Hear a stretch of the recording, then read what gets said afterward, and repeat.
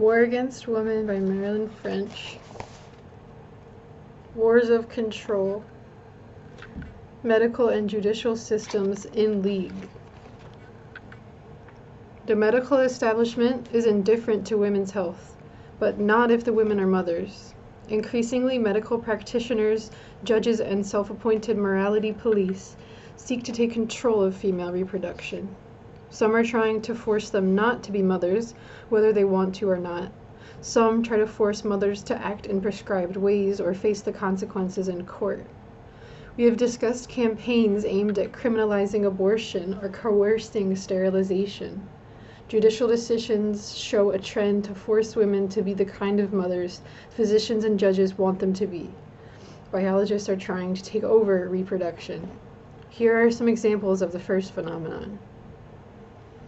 In 1988, a female Arizona judge sentenced a 17-year-old Catholic mother of 2 to use birth control for the rest of her reproductive life. She had left her babies alone in a hot apartment for 2 days, and they nearly died. The mother used drugs and was herself abused as a child, but the judge had to revoke the sentence as unenforceable when the mother became pregnant again a few months later.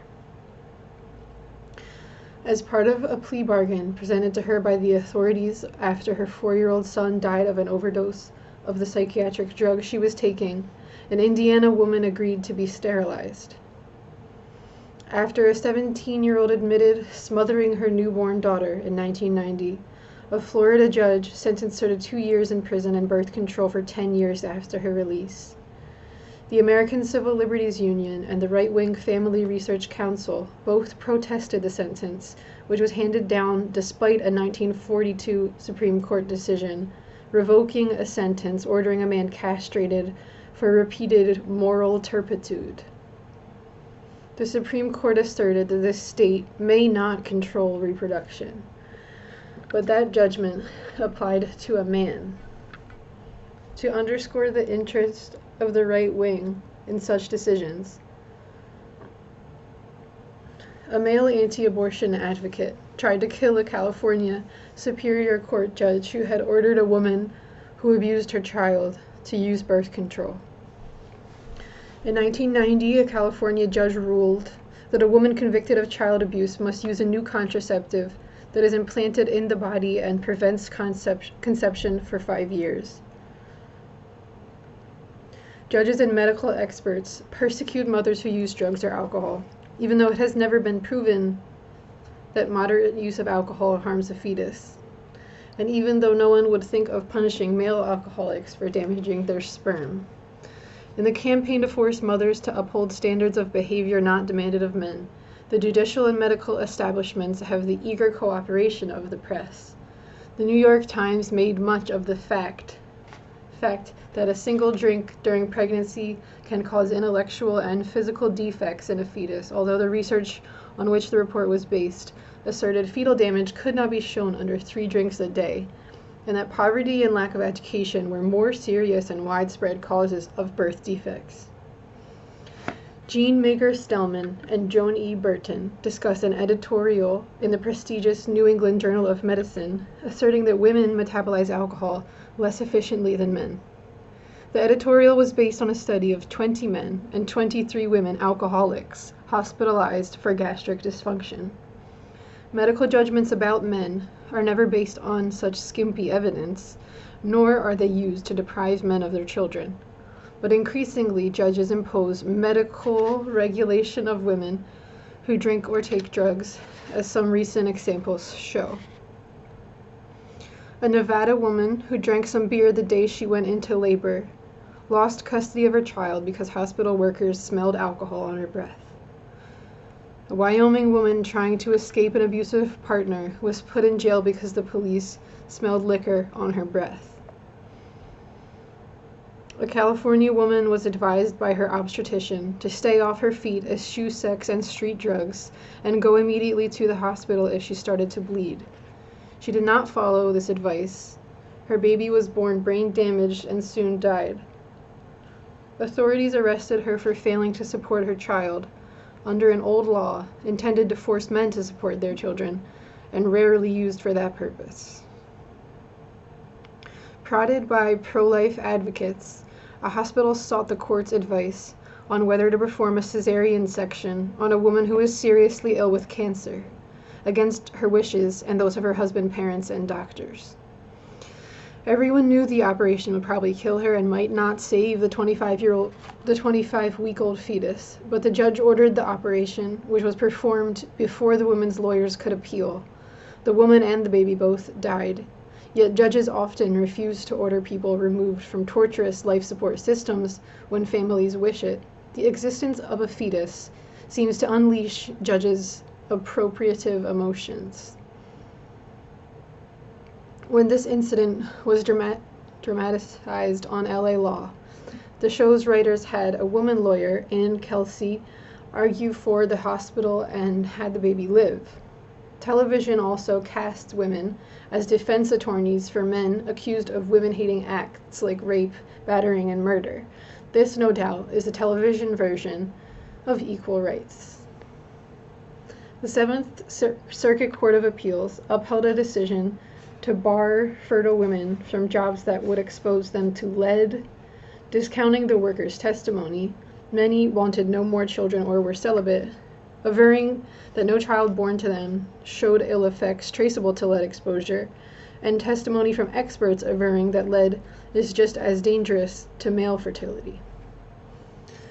Judges throughout the United States are placing women in preventative detention, giving them jail terms for minor offenses, charging them with child abuse or neglect, and threatening them with manslaughter charges should they miscarry, all for drinking while pregnant, which is not a crime.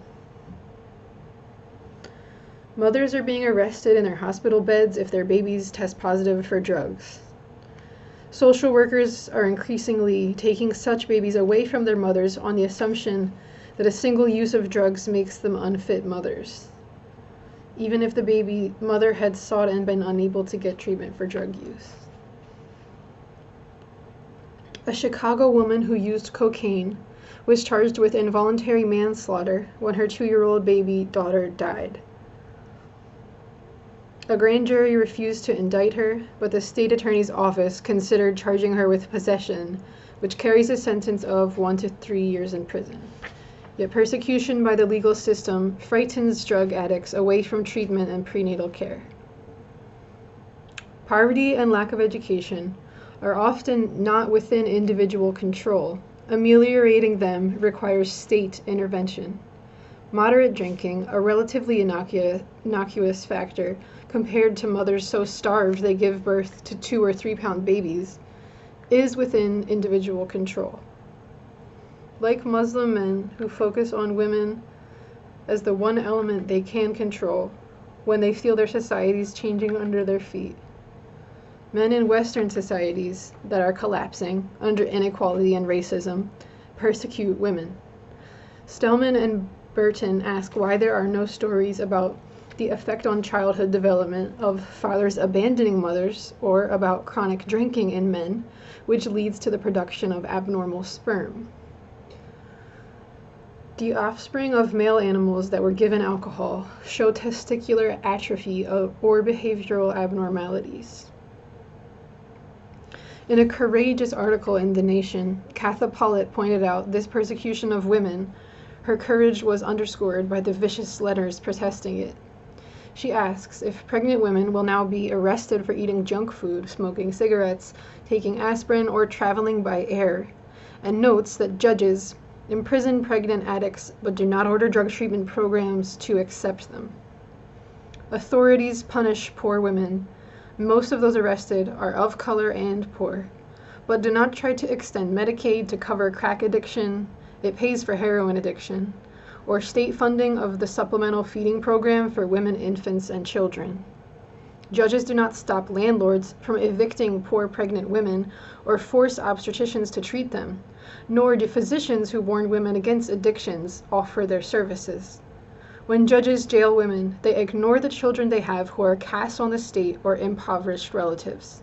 It is a major irony that the only developed nation in the world without free medical care, government-funded daycare, home health visitors for mothers, or allotments to subsidize child rearing, is jailing women for improperly caring for the babies in their wombs. While it is surely not beneficial to a fetus for its mother to use drugs or drink heavily, such behavior cannot be controlled by society, and no society should try to control it. Like men, women in despair, unhappy women, behave in self-destructive ways. A society that was really concerned about this behavior would address the causes for the hopelessness. Most of the babies harmed by self-destructive maternal actions are part of the underclass that society condemns to death every time it chooses to spend money on weapons rather than social programs. We turn our backs on these babies when we move our families to the suburbs, snatch our children out of public schools, refuse to hire people of color, or simply see them as inferior beings. We as a society do not care if these babies die. Indeed, there are people who wish the poor and people of color would not procreate, yet we punish mothers whose actions acknowledge our indifference. Remember that in each minute that passes, the governments of the world spend $1.3 million of wealth produced by the public, between 2/3 and 3/4 of it by women, on military expenses. That government does not try to help, but only to punish poor mothers. That it spends our money on weapons that kill children, not on nourishing them, is another sign of its war against women. Wars of control. Scientific researchers. The campaign to control female reproduction does not stop there. To enable them to control reproduction, men have devised new technologies such as embryo transfer, in vitro fertilization, and artificial insemination of breeder women, surrogate mothers. Since these techniques allow men to reproduce in the same way they get sex, by leasing women's reproductive capacities, just as they lease sexual capacities in brothels, Andrea Dworkin writes, they want to create a reproductive brothel. Genoveva Correa describes methods currently used on animals that can be transferred to women, and some already transferred. Here are a few.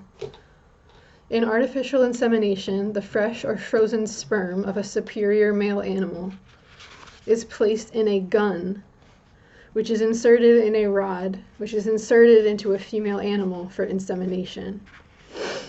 Reproductive engineers artificially inseminate a superior cow with the sperm of a superior bull, remove the embryos from her body, and transfer them into inferior cows for gestation. There are fewer superior than inferior cows, and this transfer enables men to reproduce superior genes more quickly using inferior gestators. It's like there's end quotes. Midas-like, they transform cows they consider valuable into gold, forcing them to produce embryos every 2 months instead of a calf a year. They can even use female bodies to hatch embryos of an alien species. In 1981, they had a Holstein dairy cow at New York's Bronx Zoo gestate a gaur, a wild endangered species.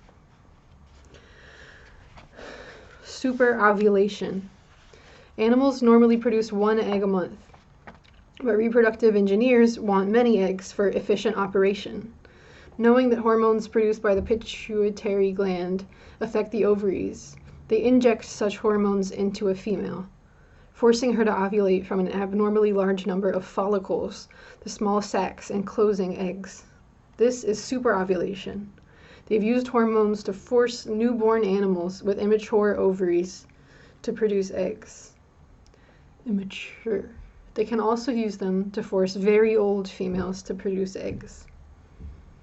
To transfer a fertilized egg, engineers superovulate and artificially inseminate a female, but then must retrieve the fertilized egg. At first, they killed her, cutting into her oviducts, which one research team defended thus. Slaughter of donor animals augments the consistency of egg recovery.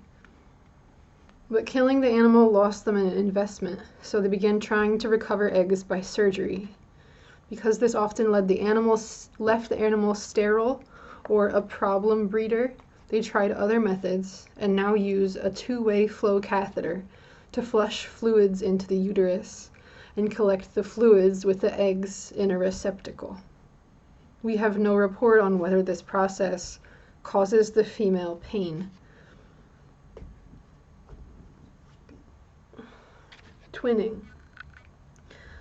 A doctor has devised a way to divide an embryo in half, producing identical twins, two animals from one fertilized egg.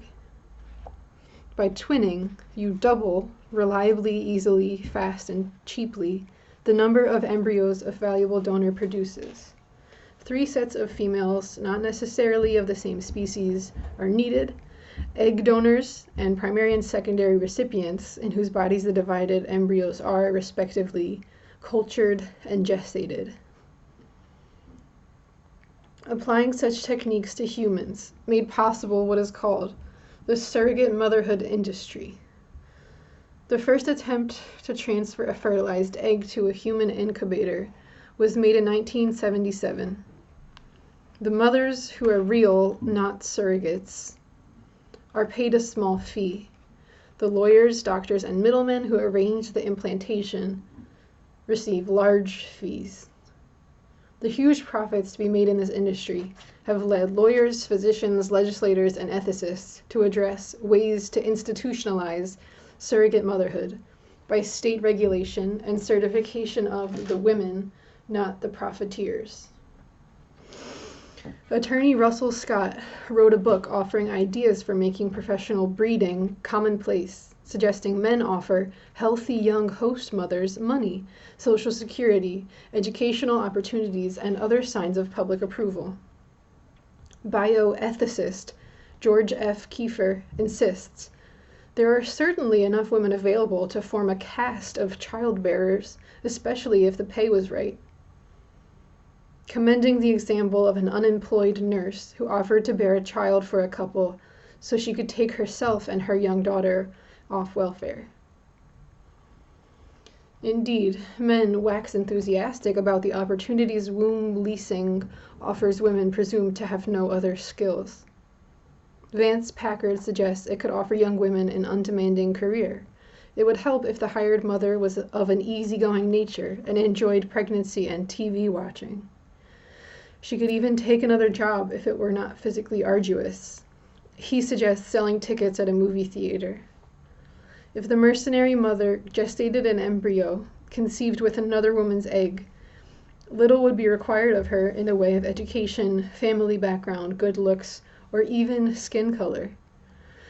If the woman is simply to be an incubator, the price would certainly be lower than if she contributed half the baby's heredity. Pleasant, conscientious Mexican-American girls in South Texas might leap at the chance to earn $5,000 merely for being pregnant for 9 months. Mexican girls might leap at half that. Korea notes that several writers have suggested the host mother's fee be adjusted to the economy of her country. California Superior Court Judge Richard Parslow handed down a decision declaring that a woman who bore a baby was not its rightful mother. A woman born without a womb provided an egg, which was fertilized in vitro by her husband's sperm and placed in another woman's womb for gestation. The second woman, having spent 9 months with the fetus, nourishing it from her body, sending and receiving emotional communications, going through labor and birth, felt connected to the baby. The judge declared she was not. A similar judgment was rendered Mary Beth Whitehead, who did provide the egg for the baby she carried. In both cases, male judges simply declared inoperative, null and void, the most profound connection on earth between a woman and the baby she gives birth to. Men's language in these cases shows that unlike women, to whom motherhood is essentially emotional,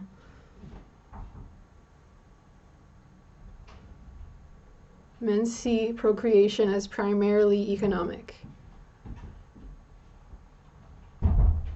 For example, except in matrilineal societies, women never got custody of children after divorce until the Industrial Revolution, when children were no longer economic assets but burdens. Contemporary men's neglect of children is partly a response to this fact. Women not only carry the physical and emotional burden of childbearing, but almost always take responsibility for raising the children. A woman's view of motherhood involves labor of all sorts, which is arduous and long-term and requires sacrifice. The only thing that can make the sacrifice worthwhile is connection, feeling, loving responsibility. Some men have a similar attitude to parenthood, but the men in the forefront of reproductive technologies see reproduction from a strictly economic perspective. Marilyn Waring cites Paul Samuelson, a Nobel Prize winner in economics, who was excited by the economic promise implicit in the use of amniocentesis to abort females. With knowledge may come power to control. If one learns by amniocentesis that an embryo is female, and if one prefers a male, an abortion might be decided on. If such customs become common, some far-reaching sociological changes would occur, and these would have economic ramifications. Scarcity tends toward value. The more women there are, all things equal, the lower might be expected to be their relative wages and lifetime earnings. Feminists might therefore look with some approval upon a future trend toward more sons rather than daughters. If some people indulge a strong enough preference for sons, that will skew the adult sex ratio upwards, tending to rise female wage rates and lower male rates. One past reason for preferring sons may have been their superior earning power, although daughters may perhaps be counted on to be more nurturing to you in your old age. Sons may have the greater wherewithal to support you. Or the vanity of having the family name carried on may, under our patriarchal culture, be better served by sons. But now that the contrived scarcity of females raises their earnings, you have a new economic motive to indulge your preference for males less.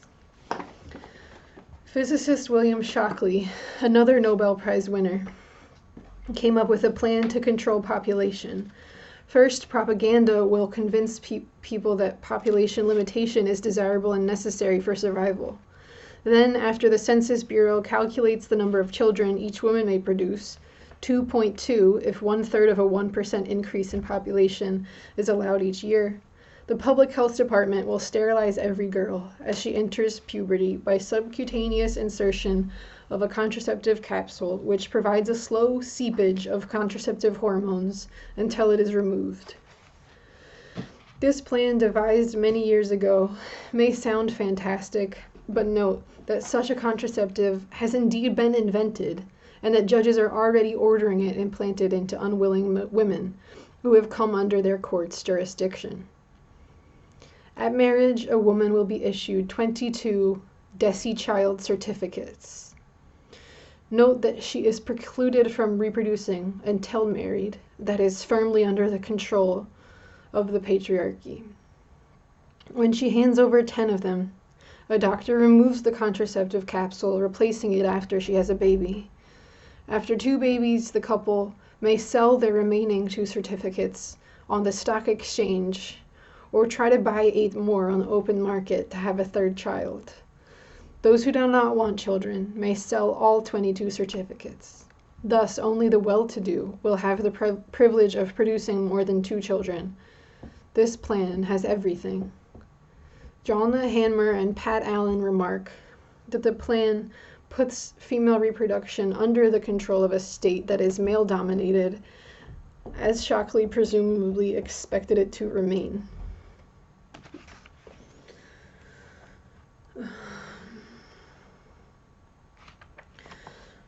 Okay, war by blame.